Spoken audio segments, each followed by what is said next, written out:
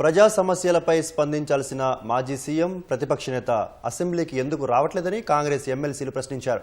మండలి సమావేశాలకు ముందు ఎమ్మెల్సీలు అద్దంకి దయాకర్, విజయశాంతి తదితరులు గన్ పార్కులో అమరవీరులకు నివాళులర్పించారు. కాళేశ్వరం కమిషన్ నివేదిక కేసీఆర్నే ముద్దాయిగా తేల్చిందన్న అద్దంకి సభకి వస్తాడా లేదా ఫామ్ హౌస్లో కలుస్తాడో చెప్పాలని ప్రశ్నించారు. ప్రజా సమస్యలపై స్పందించిన కేసీఆర్ ఎమ్మెల్యే పదవికి రాజీనామా చేయాలని విజయశాంతి డిమాండ్ చేశారు.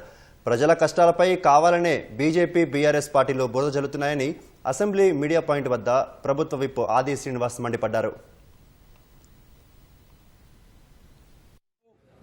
వరదలలో కూడా కేంద్ర ప్రభుత్వం మన తెలంగాణ పట్ల వివక్ష చూపిస్తుందని చెప్పనేది ఓవైపు కామారెడ్డిలో జరిగినటువంటి ఇబ్బంది కానీ జిల్లాలో జరుగుతున్నటువంటి ఇబ్బంది పైన కూడా కేంద్ర ప్రభుత్వం చెప్పేది ఒకటి, చేసేది ఒకటి. ప్రజలు కష్టాలుంటే పట్టించుకున్న పాపాన పోని సందర్భం.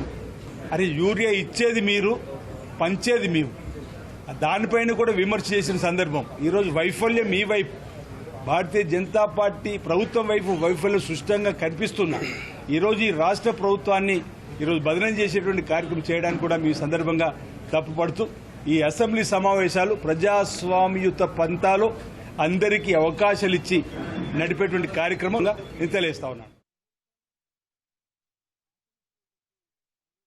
ఎవరైతే పేదలు ఉంటారో వాళ్ళ కష్టాలన్నింటినీ కూడా మేముగా ప్రజల నుంచి వచ్చిన నాయకులుగా ఈరోజు మేము వాళ్ళ కొరకు మేము ప్రశ్నిస్తామని, వాళ్ళ కొరకు మేము మా ప్రభుత్వంతో వారధిగా ఉండి మేము వాటిని సాధిస్తామని చెప్పి తెలియజేస్తున్నాం.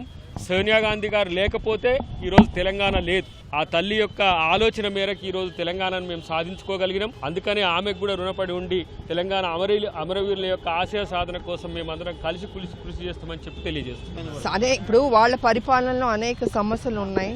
వాళ్ళు చేసిన తప్పుల వల్ల వాళ్ళందరం అవస్థపడుతున్నాం. వాళ్ళు సక్రమంగా చేస్తుంటే ఉద్యమాలతో వచ్చిన వాళ్ళు టీఆర్ఎస్, కేసీఆర్ ఇవాళ మొత్తం రాష్ట్రాన్ని అప్పుల రాష్ట్రంగా చేసి ఇవాళ అనేక సమస్యల్ని ఎక్కడ వేసిన గొంగళి అక్కడే ఉంది. సో దాన్ని మొత్తం సెటరేట్ చేయడానికి మా ప్రభుత్వం ఉంది, చేస్తుంది, ఇంకా కూడా చేస్తుంది.